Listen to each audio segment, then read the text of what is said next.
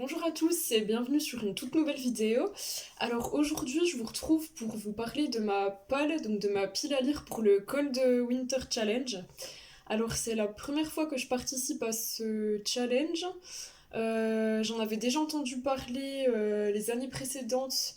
C'était Margot Liseuse qui l'organisait et cette année elle a passé le flambeau à l'enluminé. Donc je vous mettrai leur lien en barre d'infos si ça vous intéresse. En fait, le Cold Winter Challenge, comme l'indique son nom, c'est un challenge qui prend place pendant la période hivernale. Et donc, comme pour le Pumpkin Autumn Challenge, il s'agit de lire le nombre de livres maximum. Sauf qu'évidemment, on est sur des thématiques hivernales par rapport au Pumpkin Autumn Challenge, où là, c'était des thématiques automnales, Halloween, etc. Et donc ce challenge se déroule du 1er décembre au 28 février. Il y a 4 menus et un menu bonus qu'on peut faire à la place d'un autre menu s'il y en a un qui ne nous plaisait pas, ou alors qu'on peut faire en plus des 4 autres menus.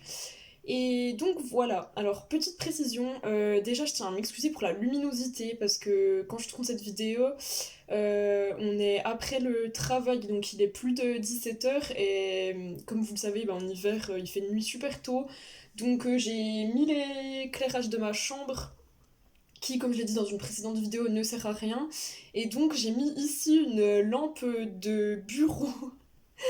Je suis un peu aveuglée d'ailleurs, mais bon, c'était la seule possibilité que j'avais.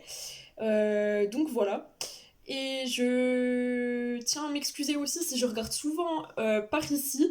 C'est juste parce qu'en fait j'ai toute la liste des livres, des menus, etc. Parce que j'ai une bonne mémoire, mais pas à ce point quand même. Je pourrais pas me rappeler de tout.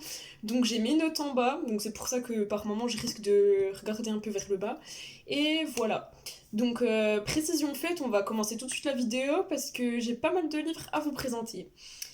Alors, pour le premier challenge, je suis assez ambitieuse parce qu'en fait, pour le Pumpkin Autumn Challenge, j'avais décidé de lire 6 livres, ce qui était peu. Et là, en fait, j'ai décidé de faire tous les menus et de lire un livre par sous-catégorie. Étant donné qu'il y a 3 sous-catégories par menu, ça nous fait 3 x 4, 12. Mais je vais tenter de faire également le menu bonus, donc 12 plus 3, 15. Donc ça nous fait un total de 15 livres à lire du 1er décembre au 28 février. Donc bon, c'est assez ambitieux. Je sais pas si je vais y arriver, mais c'est le but d'un challenge, c'est d'essayer. Donc voilà, je vais essayer, on verra bien si j'y arrive. Alors j'ai un petit peu triché parce que dans mes 15 livres, il y a 2 BD et 3 mangas. Donc bon, ça enlève quand même pas mal de pages. Et il y a certains livres que j'ai déjà commencé avant le 1er décembre. De toute façon, l'enluminé dans sa vidéo précise qu'on peut commencer avant et qu'on peut le finir après. C'est pas pour autant qu'on réussira pas le challenge. Donc bon, j'ai commencé mi-novembre. Donc ça va, j'ai pas non plus commencé un mois à l'avance. Donc voilà. Donc, pour commencer, le premier menu s'intitule Magie de Noël. Et donc, la première sous-catégorie est Under the Mistletoe. Alors là, il s'agissait de lire une romance de Noël, un roman feel-good qui se passe à Noël. Et donc, pour ce faire, j'ai choisi le Cupcake Café sous la neige de Jenny Colgan aux éditions Prisma. Donc là, on rentre totalement dans le thème. Il suffit de voir la couverture pour le comprendre. Je vous l'ai déjà présenté dans mon précédent book haul, donc là c'est la lecture parfaite pour Noël. Et donc voilà, alors je précise, je vais pas vous présenter tous les livres parce qu'il y en a que je vous ai déjà présenté dans des book hauls et je vous présenterai les livres plus concrètement et de manière plus approfondie dans mon update lecture qui viendra par la suite. Donc voilà, premier livre, Le Cupcake Café sous la neige de Jenny Colgan. Alors je vais balancer les livres derrière moi sur mon lit parce que clairement mon bureau n'a plus aucune place. Il n'y a pas un centimètre de libre, donc voilà, je vais balancer mes livres un peu derrière. Ensuite, la deuxième sous-catégorie, s'intitulait Raclette. Et donc là, il fallait lire un livre qui parlait de famille, d'amis, de secrets. Et donc là, pour le coup, j'ai choisi de lire Le Mystère Henri Pic de David Fuenquinos aux éditions Folio. Comme l'indique son titre, Le Mystère. Et il s'agissait de lire un livre qui portait sur des secrets. Donc je pense que là, on est en plein dedans. Ensuite, troisième sous-catégorie qui s'intitulait Danse de la fée dragée. Et donc ici, il fallait lire un livre qui portait sur le rêve, la fantaisie ou le fantastique.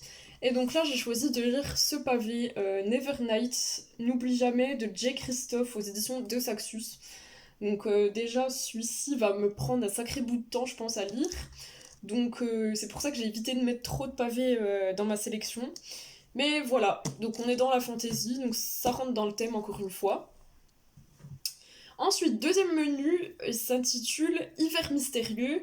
Et donc là, première sous-catégorie qui s'intitule Yule. Et donc là, il fallait lire quelque chose sur la mythologie, sur des légendes ou des divinités. Et donc là, j'ai choisi un petit livre qui s'appelle Contes et légendes, la mythologie grecque chez Nathan de Claude Pouzadou. Je l'ai déjà commencé il y a un bout de temps. Alors, c'est un livre jeunesse, il me semble. Enfin, c'est comme vous pouvez le voir, hein, c'est écrit très gros. Donc celui-là, il va se lire vite. Et je l'ai déjà commencé. Donc bon, voilà. Il est un peu illustré également. Donc voilà. Et donc, comme s'intitule le livre, ça va porter sur la mythologie grecque.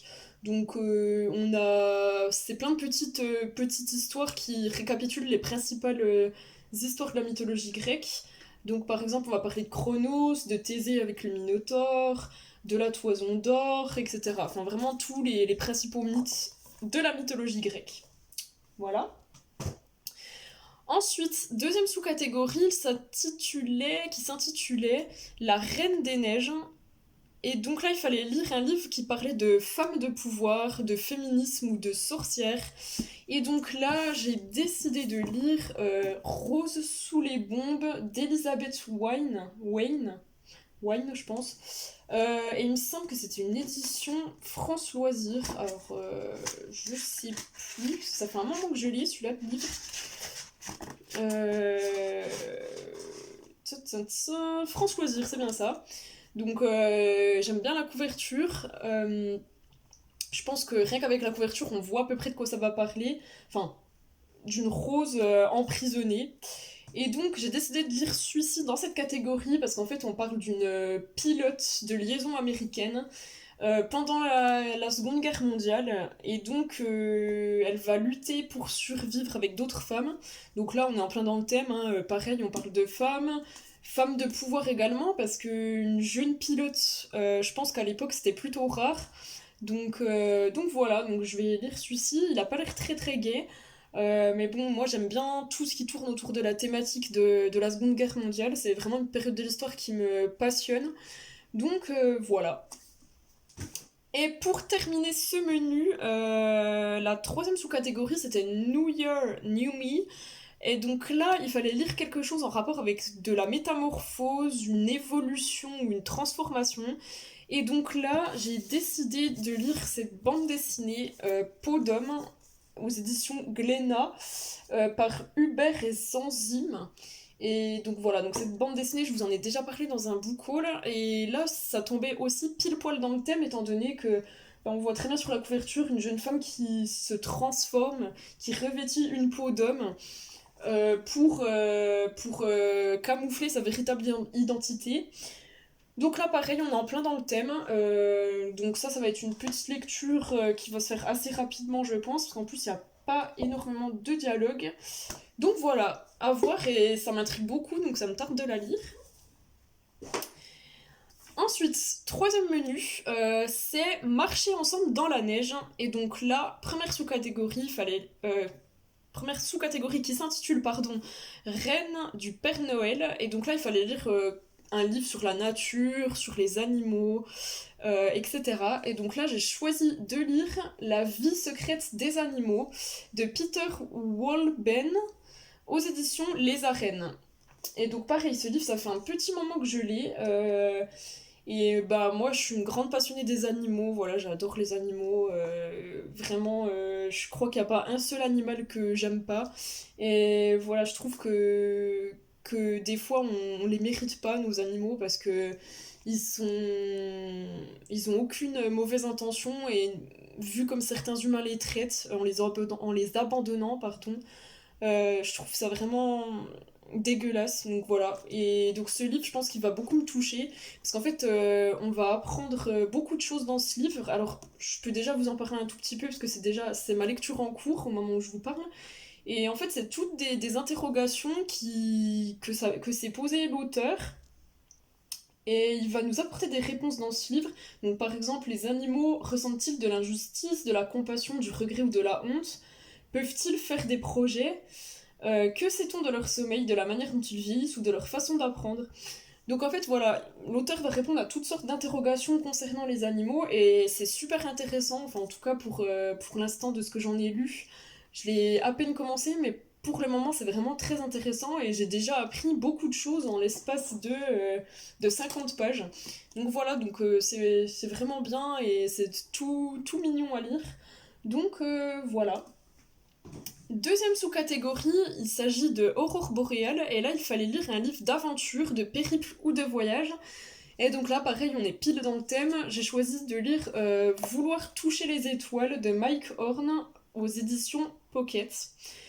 Et donc là, pareil, je l'ai déjà commencé. Bon, ça fait un petit moment que je l'ai commencé celui-là, mais je l'avais mis de côté parce que je sais plus pourquoi. Je crois que j'avais commencé à le lire en été. Et je trouve qu'en fait, bah, comme vous pouvez le voir sur la couverture, on est plutôt dans des paysages enneigés. Donc disons que c'était pas la bonne période pour le lire. Et donc là, je vais le reprendre. Donc là, on est pile dans la bonne période, donc c'est parfait. Et en fait, bah, c'est Mike Horn qui nous raconte un de ses périples. Alors, c'est où celui-ci? C'est dans l'Himalaya. Voilà, donc il nous raconte sa montée, son ascension dans l'Himalaya, qui est très très très dangereuse. Il y a énormément de personnes qui y ont déjà laissé la vie. Et donc, ben, il nous raconte qu'il a failli lui aussi perdre la vie pendant cette ascension. Donc voilà, mais vraiment j'aime bien les romans un peu d'aventure comme ça, de voyage, etc. Je trouve qu'on apprend beaucoup de choses et je sais pas, j'arrive vraiment bien à visualiser les choses qui nous sont décrites dans ce genre de livre. Et je trouve que c'est vraiment intéressant. Par contre, seul petit bémol, c'est que ça me donne encore plus envie de voyager, parce que pareil, j'adore voyager. Et quand je lis des livres comme ça, j'ai juste envie de partir et de faire mon sac à dos. Mais bon, en tout cas, voilà quel livre j'ai choisi de lire. Et ensuite, troisième sous-catégorie, il s'agissait de Carol of the Bells. C'était alors il fallait lire un roman choral où on a différents points de vue ou différents personnages. Alors là, je savais pas vraiment quoi choisir et ensuite j'ai un peu réfléchi et je me suis dit que celui-ci rentrerait bien dans cette catégorie. Donc j'ai choisi de lire L'étrange cas du Dr Jekyll et de Mr Hyde de Robert Louis Stevenson aux éditions Librio. Alors là, c'est un tout petit livre, il fait 75 pages, je crois, 76. Et à l'heure où je vous parle, je l'ai déjà lu, donc je vous en parlerai dans un update lecture. Mais voilà, bon, je pense que j'ai pas grand chose à vous dire, je pense que tout le monde connaît cette histoire. Et je l'ai choisi dans cette catégorie parce que, comme on le sait, le Dr Jekyll et Mr Hyde font partie de la même personne, deux personnalités, et du coup, bah, ça rentrait dans le thème. Donc voilà, et ça faisait longtemps que je voulais le lire parce que c'est quand même un énorme classique. Donc voilà, il est vraiment bien et je vous en reparle bientôt. Ensuite, quatrième menu, il s'agissait de Hiver obscur. Et donc là, première sous-catégorie qui était fantômes des Noëls passés. Il fallait lire des livres qui parlaient soit de fantômes, de revenants, de voyages temporels ou de voyages dans les différentes époques. Alors là, je vous avoue que je n'ai trouvé aucun livre qui correspondait à cette sous-catégorie. Donc, J'ai essayé de caser un manga. J'ai choisi La Reine d'Égypte, le tome 5 édité chez Kiyun et de Shi Inudo. Et donc, je me suis dit, on est dans une époque différente de la nôtre, donc l'Égypte antique. Je me suis dit que peut-être que ça passait. Mais bon, de toute façon, même si ça passe pas, c'est pas grave, hein. J'ai décidé que ça passait, donc ça passe. Et donc voilà, donc là, manga. Oula, faut que je fasse attention de pas abîmer. Manga, donc très facile à lire. Ça va être lu en 1 heure, je pense. Parce que bon, moi, je mets quand même assez. Enfin, je sais qu'il y a des gens qui disent un manga en une demi-heure. Moi, j'y arrive pas parce qu'en fait, je regarde tous les détails des illustrations. Donc, je perds beaucoup de temps là-dessus. Mais en même temps, je me dis, si on achète un manga, c'est aussi pour profiter des illustrations. Et donc voilà, donc j'ai décidé de lire ça. C'est vraiment un bon manga, mais pareil, je vous en reparlerai bientôt. Ensuite, il fallait lire un livre d'horreur, d'épouvante, un thriller ou un livre à suspense pour la catégorie frissonner sous un plaid. Et donc là, j'ai choisi de lire un livre que je vous ai présenté dans mon précédent book haul. Il s'agit de Le Passager de Patrick Sénécal aux éditions à lire. Donc à l'heure où je vous parle, je l'ai fini. Je vous en parle dans un update lecture. Il était super bien, honnêtement. Je connaissais pas du tout. J'en ai jamais entendu parler et honnêtement, il vaut le coup. C'était vraiment super. Mais voilà, je vais pas vous en parler plus là. Je vous en parle dans mon prochain update lecture. Mais en tout cas, je l'ai mis dans cette catégorie parce qu'il s'agit tout simplement d'un thriller. Donc avec une ambiance un peu angoissante par moment. Donc voilà, ça rentrait parfaitement dans cette catégorie. Et pour finir, pour finir dans ce menu-là, c'était la troisième catégorie, Nuit du solstice. Et donc là, il fallait lire un livre de moins de 300 pages. Alors là, pareil, je crois que dans ma pile à lire, j'avais pas de livre qui faisait moins de 300 pages. Ou alors si, j'en avais, mais je les ai déjà utilisés pour des autres catégories. Donc là, je me suis dit, je vais caler encore un manga. Donc bon, c'est un peu facile, mais bon, faut aussi que je les lise, donc dans tous les cas, voilà. Et donc j'ai choisi L'Attaque des Titans, le tome 29 de Hajime Isayama, aux éditions Pika. Donc voilà, donc suite de cette série que j'ai commencée, j'en suis déjà au tome 29, il me semble qu'il y a le 30 qui est sorti, peut-être même le 31. Je suis un petit peu en retard, il me semble. Enfin, de toute façon, là, dans tous mes mangas, je suis en retard. Il faut vraiment que je me rattrape parce que c'est une catastrophe. Mais voilà, en tout cas, très bon manga. Alors, c'est assez spécial, il faut vraiment aimer. C'est un peu violent, c'est un peu une histoire. Enfin, je pense vraiment pas que tout le monde aime. Mais en tout cas, je vous en parle dans mon prochain update lecture. Et mais vraiment, c'est super cool. Et donc, ensuite, le menu bonus. Alors, celui-ci, c'est vraiment si j'ai le temps, mais bon, j'ai une BD, un petit roman et un manga encore, donc bon, honnêtement, ça va pas me rajouter beaucoup de travail. Donc là, le menu bonus s'intitulait Au chaud devant la cheminée. Et première sous-catégorie, c'était grands enfants. Et donc là, il fallait lire un livre jeunesse. Alors, je n'ai pas de livre jeunesse dans ma palle. Bon, j'ai les Harry Potter, mais je les ai déjà lus, donc je voulais lire quelque chose que j'ai pas encore lu. Donc pareil, je ne sais pas si ça passe, mais pour moi ça passe. J'ai décidé de lire Alice au pays des merveilles de Lewis Carroll aux éditions Pocket. Donc Alice au pays des merveilles, c'est pas vraiment un livre jeunesse parce que connaissant bien l'histoire, il y a vraiment des sous-entendus que seuls les adultes peuvent comprendre. Vraiment une double interprétation qu'on peut faire de ce livre. Mais je sais que Alice au Pays des Merveilles, ben, souvent on le lit quand on est jeune. C'est pourquoi j'ai choisi de le mettre dans cette catégorie. Voilà, donc voilà. Et il est très court, il fait 125 pages. Voilà, donc celui-là il va être lu super vite. Et c'est quand même un classique également, donc de toute façon je voulais le lire un jour dans ma vie. Donc c'était l'occasion. Et j'aime bien la couverture. Alors par contre, je trouve ça trop dommage qu'on ait ça là offert pour l'achat de 2 pockets. Ça m'énerve quand ils mettent ça sur les livres parce que autant des fois ils mettent des étiquettes autocollantes qu'on peut enlever. Alors déjà ça m'énerve parce que après quand on les enlève ça colle et c'est dégueulasse. Mais là, on peut même pas l'enlever et je trouve que ça gâche tout quoi. Franchement c'est trop dommage. C'est trop dommage. Ils devraient mettre un, je sais pas, un bordereau ou quelque chose. Je sais pas, ce serait 100 fois mieux. Non, je sais pas, qu'est-ce que vous en pensez, mais... Oh, je sais pas qu'est-ce que vous en pensez. Vraiment que j'aille me coucher. Je sais pas ce que vous en pensez, mais voilà, en tout cas, c'est... Je trouve que c'est trop dommage. Deuxième sous-catégorie, c'était vitrine de Noël, et là, il fallait lire un roman graphique, un manga ou une bande dessinée.